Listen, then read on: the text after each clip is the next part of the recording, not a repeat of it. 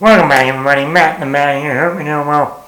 So, the end of last week was the actual 15th anniversary of the Darren Aronofsky film Black Swan.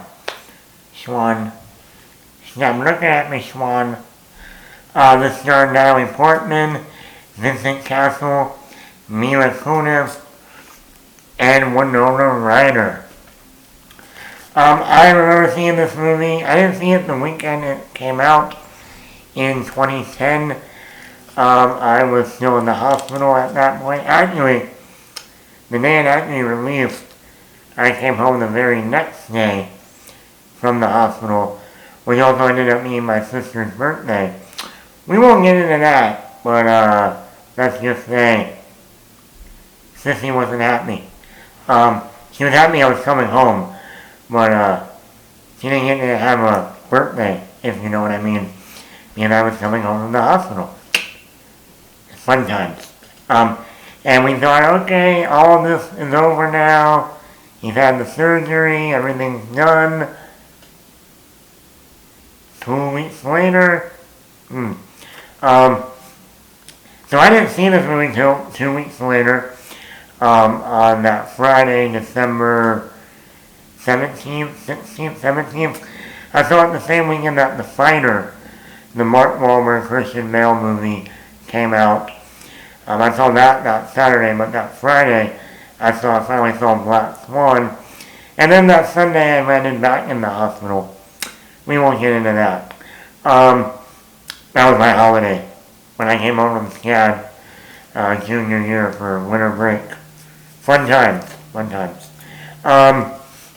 But I remember going to see it at the old AMC. I missed the old AMC in Alpharetta at North Place Mall.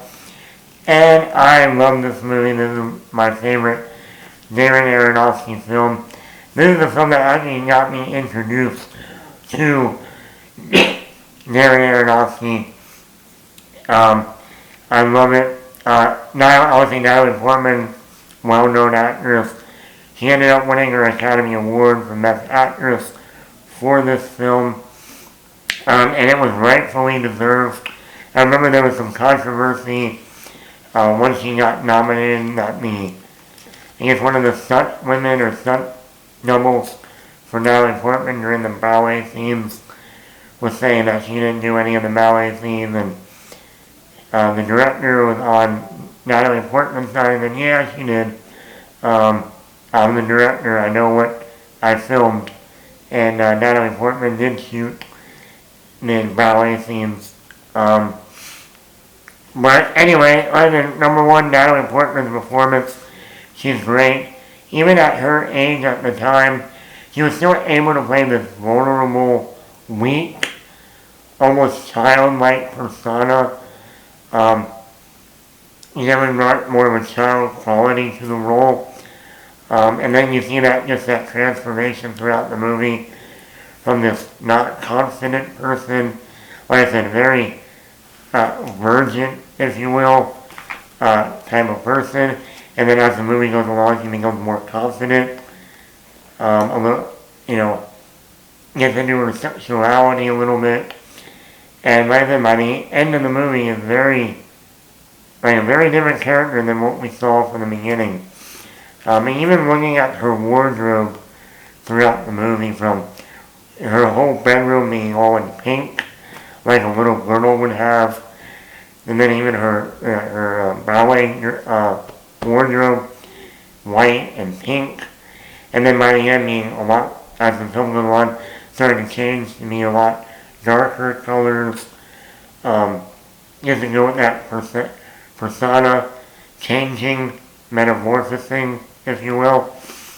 Even Vincent Castle, as the instructor of the ballet studio, he was very good, very intense at that time. I also think watching this movie now, not that I haven't seen it, many, many times, but now having a different look at it because I am doing this. And this movie came out like 7 years after 2010. And this movie came out like during the Me Too movement.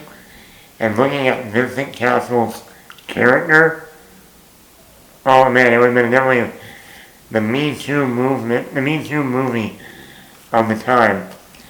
The way he was with his ballet dancers, yeah, very. You want to get the role, then seduce me. You want to get the part. You know, hey, that girl Winona Ryder's character didn't, got a little older, and it wasn't fulfilling what I needed anymore. She's gone. I fired her. Definitely looked at it at a different look at it now than back in 2010. Even Mila Kunis is like the rival ballet student. I've never been a huge Mila Kunis fan, but I mean I liked her in this. And also that opposite of Natalie Portman really worked well. The music in here, I would say they used a lot of Swan Lake, the musical theme, and it works perfectly in here. Every time I hear that song, that music now, I always think of Black Swan. The cinematography, this is shot on film, just like a lot of Darren Aronofsky movies are. And I love how he uses the color palette, a lot of black, a lot of gray, a lot of white. And then even in like certain transformations throughout the movie, beautiful shots, like the one on stage where you see the wings come out, great. And like a whole bunch of other shots look amazing. Even the pacing, this movie's only an hour and 42 minutes. I mean, you can look at this as a psychological thriller. I think you can even look at it as a horror film. What was that story, The Metamorphosis? About the guy who becomes a caterpillar or something like that. This is definitely kind of like taking on that story of a woman becoming a swan, you know, transforming, if you will. But also this movie heavily dealt on a lot of interesting themes. Competitiveness. You know, the stress of having to be competitive to win a role. Then when you get the role, having to then, you know, show people that you deserve the role, you know. Now your expectations are even more greater now that you got the part. Parent overbearing, the mother in this movie is so overbearing on her daughter. Like that, she still calls her little girl when she's like in her like mid-20s. She won't let her go out at night. She won't let her hang out with people. Her room is all pink. She's still living with her parent.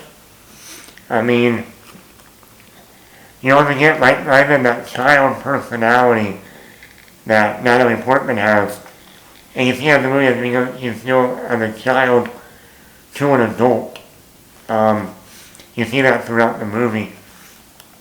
And like I noting that confidence, you know, once you get the part, you still gotta have that confidence that you are the best, and you gotta show that to everybody, not just the instructor. And by the end of the movie, you see that it's funny when you watch that final performance at the end. She messes up when she's the White Swan, when normally that was like her. Like the instructor said earlier in the movie, if I was only casting you as the White Swan, you would have easily got the role. But I'm also casting the Black Swan. So you need to show me that. So it's interesting at the end when she's doing the performance, she messes up as she's the White Swan, where she used to be able to do that perfectly. But as the Black Swan, it's flawless. She has so much confidence.